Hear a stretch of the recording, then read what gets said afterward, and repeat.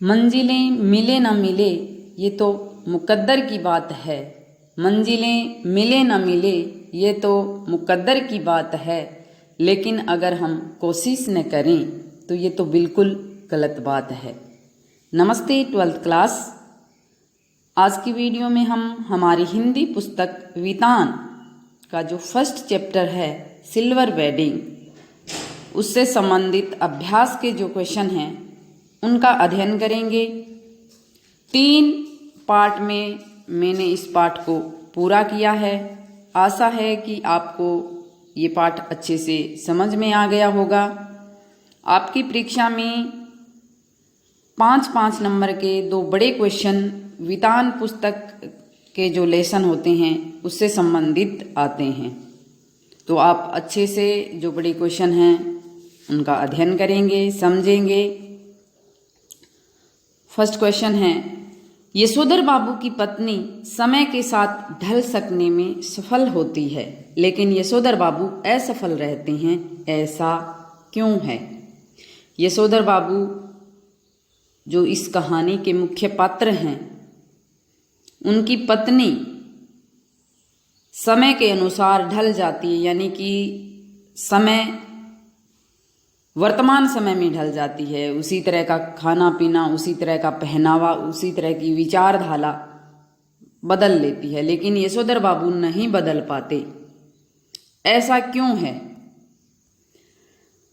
यशोधर बाबू की पत्नी समय के अनुसार बदल पाने में सफल हो पाती है, जबकि यशोधर बाबू सफल नहीं हो पाते। क्यों? क्योंकि यशोधर बाबू का जीवन किसंदा जैसे कुंवारे और पुरातन पंथी लोगों के बीच में बीता।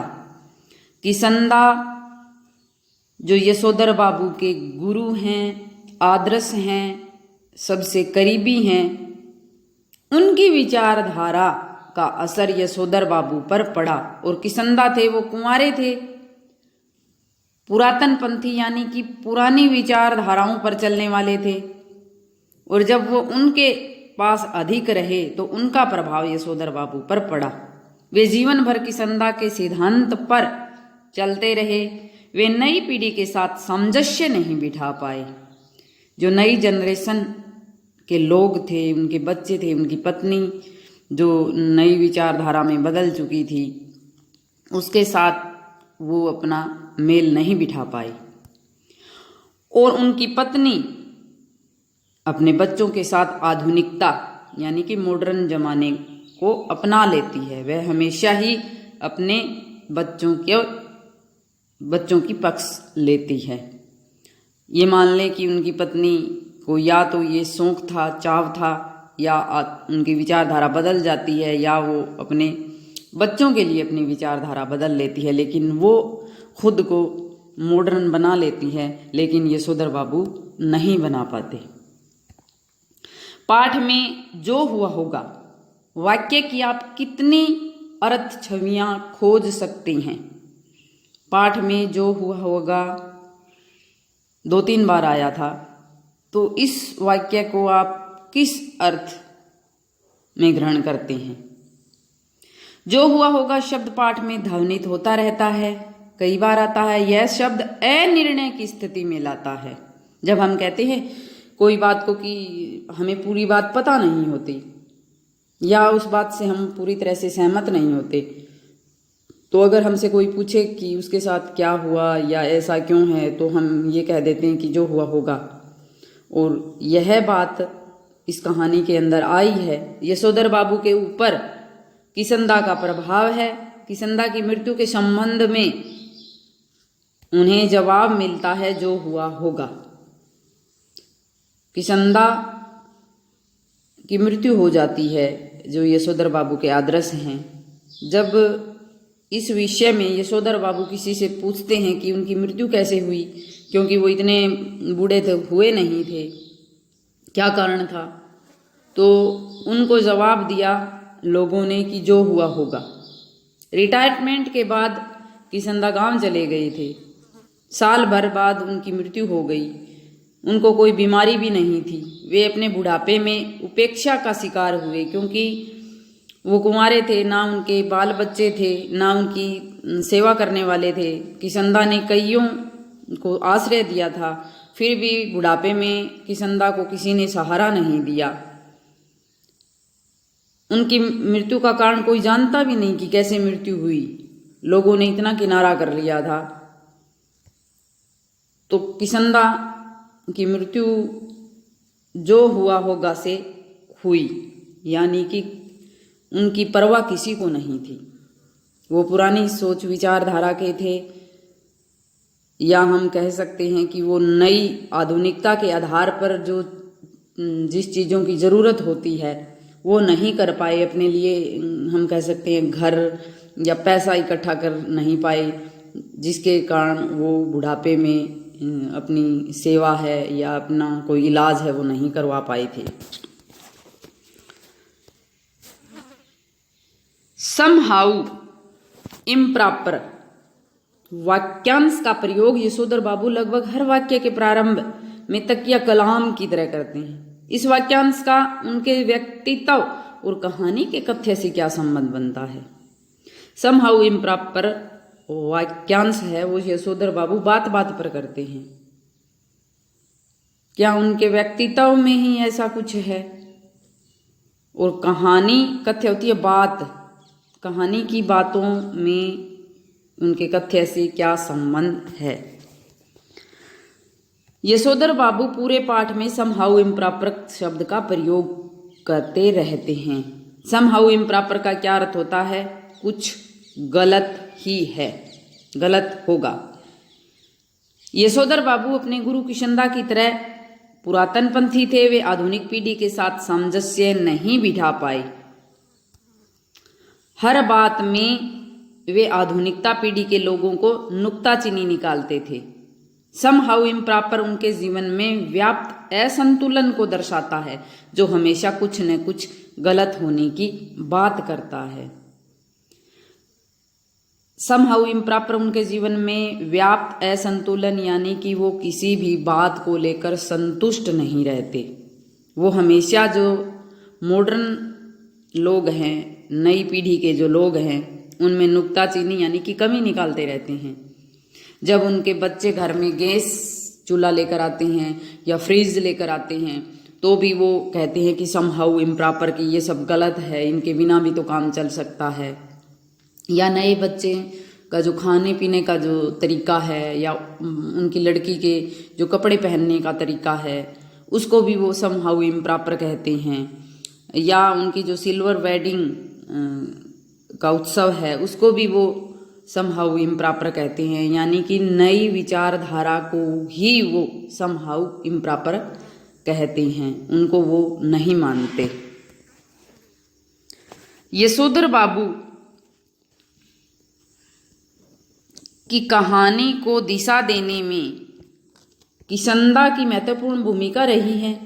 आपके जीवन को दिशा देने में किसका महत्वपूर्ण योगदान रहा है और कैसे? +2 के विद्यार्थी हो, ये क्वेश्चन आप अपनी इच्छा के अनुसार लिखोगे कि यशोधर बाबू के जीवन को दिशा देने का महत्वपूर्ण काम किसने किया? किशनदा ने। और व्यक्ति किसी न किसी व्यक्ति से प्रभावित होता है, उनके सिद्धांतों को मानता है, तो आपके जीवन में किसका योगदान है? खुद समझ करके इस क्वेश्चन को करोगे। अगर आपके माता पिता का, बड़े भाई का, दादा दादी का, मामा का, चाचा का, किसी का भी प्रभाव है, किसी से आप प्रभावित हो, उनके जीवन शैली को मानते हो, तो उसका नाम यहाँ आप लिखोगे। वर्तमान समय में परिवार की संरचना स्वरूप से जुड़े आपके अनुभव इस कहानी से कहाँ तक सामंजस्य बिठा पाते हैं? सामंजस्य यानी कि मेल। कि जो वर्तमान समय है वो परिवार किस तरह का है, लोग उसमें किस तरह के हैं, कैसा परिवार है, ज्वाइंट फैमिली है या एकल परिवार जिसको हम कहते हैं, तो इस कहानी के आधार पर आपको बताना है। प्रस्तुत कहानी सिल्वर वेडिंग के अनुसार हमारा जीवन भी है। कि इस कहानी के अंदर जो सिल्वर वेडिंग मनाई जाती है, इस तरह के उत्सव मनाए जाते हैं, इस तरह का जो नई विचारधारा है वो लोग अपनाते हैं, वो साधारण सी बात है कि आधुनिकता के साथ व्यक्ति को चलना पड़ता है, परिवर्तनशील होना पड़ता है। वर्तमान समय में संयुक्त परिवार की प्रथा समाप्त हो रही है। हम देखते हैं घरों के अंदर अब ज्वाइंट फैमिली नहीं रहती, लोग एकल परिवारों की ओर उन्मुख हो रहे हैं। पुराने समय में कृषि आधारित व्यवस्था होने पर संयुक्त परिवार हुआ करता था। पहले क्या होता था कि लोग खेती पर निर्भर थे, परिवार के बड़े बुजुर्ग का ही हर फैसले में हाथ हुआ करता था। अब खेती के अंदर फसल होगी, फसल को बेचने का काम घर में जो बड़ा व्यक्ति है, दादा है या पिता है, वो करता था और सारे पैसे उसी के हाथ में थे। अब घर में अगर किसी बेटी को, बहू को, लड़के को, पोते को, किसी को पैसे की ज़रूरत है तो वो उससे मांग कर लेगा। अब यह काम अगर सही है तो वो उसको पैसा देगा, अगर कोई काम उसके समझ में नहीं है तो वो उसको पैसा नहीं देगा उस काम को करने के लिए। यानी कि बड़े बुजुर्गों के ऊपर वो निर्भर रहते थे, पैसे के कारण हम कह सकते हैं या मानसिकता के कारण हम इसको कह सकते हैं। लेकिन आज क्या है, आज तो शहरी व्यवस्था हो गई है, हर व्यक्ति रोजगार करता है, यानी कि हर व्यक्ति काम करता है, नौकरी लगा हुआ है, पढ़ लिख कर नौकरी लग जाता है। इसलिए वह परिवार के बुजुर्गों के अनुभव व निर्णयों का निरादर कर रहा है कि अब पैसे की जो जरूरत है वो खुद पूरी कर लेता है। परिवार के बड़े बुजुर्ग हैं, उनके ऊपर उनको निर्भर नहीं रहना पड़ता और बुजुर्गों का जो ज्ञान, उनका अनुभव, उनकी बातें, उनके जो निर्णय हैं उनको नहीं मानता। यही कारण है कि यशोधर बाबू के बच्चे उनकी बातों को नहीं मानते हैं। वो सभी काम लगे हुए हैं, वो अपनी इच्छा से काम करते हैं, नए नए फैशन में व्यस्त रहते हैं। यशोधर बाबू की पत्नी भी बच्चों का साथ देती है, जिससे यशोधर बाबू के जीवन में अनिर्णय की स्थिति बनी रहती है। निम्नलिखित में से किसे आप कहानी की मूल संवेदना कहेंगे? हाशिए पर धकेले जाते मानवीय मूल्य, पीढ़ी का अंतराल, पाश्चात्य संस्कृति का प्रभाव। हाशिया होता किनारा, कि जो मानव के जो नैतिक मूल्य हैं वो अब लोगों के पास नहीं रहे, छोड़ दिया। हाशिए पर धकेले जाना मतलब नैतिक मूल्यों को लोगों ने छोड़ दिया। पीढ़ी का अंतराल, दो जनरेशन के बीच जो गैप होता है। पाश्चात्य संस्कृति का प्रभाव, पश्चिम सभ्यता को लोगों ने अपना लिया है। तो इन चीज़ों को कहानी की मूल जड़ किसको कहेंगे? कहानी के अंदर जो दुख है, यशोधर बाबू दुखी रहते हैं, उनके बच्चे उनके पिता से दुखी रहते हैं, तो इनका कौन सा कारण हम कहानी के आधार पर बता सकते हैं? समझें, उपरोक्त तीनों मूल्यों में ही पीढ़ी का अंतराल प्रतीत होता है। यशोधर बाबू किसंदा की तरह जीवन व्यतीत करना चाहते हैं और किसंदा थे पुरातन पंथी, जबकि यशोधर बाबू के बच्चे आधुनिक पीढ़ी के हैं, स्वयं आत्मनिर्भर भी हैं, वे अपने अनुसार खर्च और जीवन यापन करना चाहते हैं। उनकी माँ भी उनका समर्थन करती है, उन्हीं का साथ देती है कि बच्चे सही कह रहे हैं। इस प्रकार जीवन में यशोधर बाबू अकेले पड़ जाते हैं, उनके जीवन में अनिर्णय की स्थिति बनी रहती है। यह मात्र पीढ़ियों के अंतराल के कारण है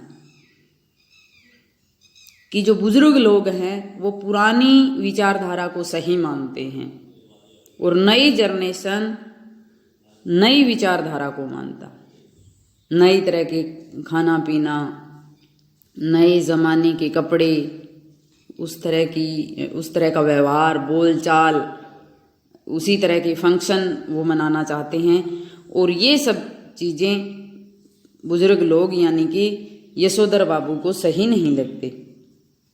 हर घर की कहानी जिसको हम कह सकते हैं, हम देखते हैं कि बुजुर्ग लोग जब कोई भी चीज़, नई तकनीकी चीज़ है, उसको गलत मानते हैं पुरानी पीढ़ी संयुक्त परिवार का समर्थन करती है, कि पुराने लोग हैं वो इकट्ठा रहने में सबको सही कहते हैं। वहीं नई पीढ़ी पाश्चात्य संस्कृति के प्रभाव में है, वो खुद अकेला रहना पसंद करते हैं।